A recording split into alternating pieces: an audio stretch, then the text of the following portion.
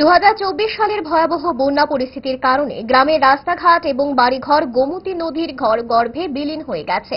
বন্যার পর নেতা মন্ত্রীরা পরিদর্শন করে গেলেও কাজের কাজ কিছুই হয়নি। গ্রামের একমাত্র যোগাযোগের রাস্তাটি গোমতী নদীতে তলিয়ে গেলেও নেতা মন্ত্রী সহ সংশ্লিষ্ট দপ্তরের কারোর কোনো হেলদোল নেই। এবার একেবারে যোগাযোগ বিচ্ছিন্ন সোনামুড়া বড়নারায়ণ এলাকার অসুস্থ রোগী হাসপাতালে নেওয়ার এবং অগ্নি সংযোগের ঘটনা ঘটলে অগ্নি নির্বাপক দপ্তরের গাড়ি আসার কোনো রাস্তাই নেই।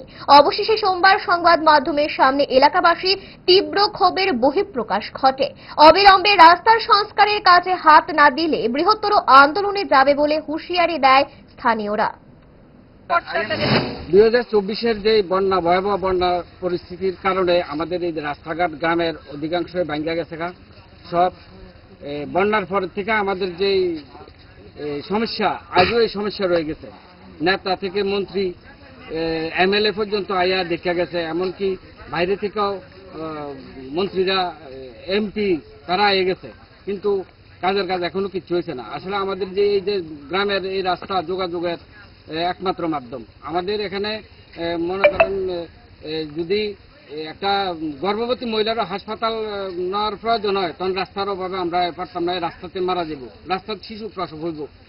আর হাসপাতালে আর যদি কোনো কারণে অগ্নিসংযোগ হয় কোনো বাড়িতে, যে ফায়ার সার্ভিস যাইব সেই ব্যবস্থাও নাই এই রাস্তার কারণে।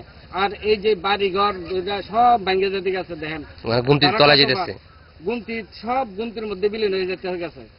আর সরকার কোন নেতারা শুধু এটাই কয় বাজেট হয়েছে, স্যাংশন হয়েছে, এই হয়েছে, কিন্তু তাদের কোনো হেলদোল নাই।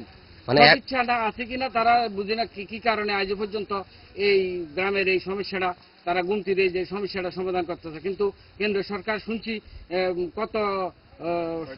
কত কোটি টাকা এই বন্যার নদীর জন্য বরাদ্দ করছে, কিন্তু আমাদের এখানে কোনো সমস্যা সমাধান করতে আসে না। আমাদের পুরো গ্রাম এখন নদীর মধ্যে বিলীন হয়ে যেতে গেছে।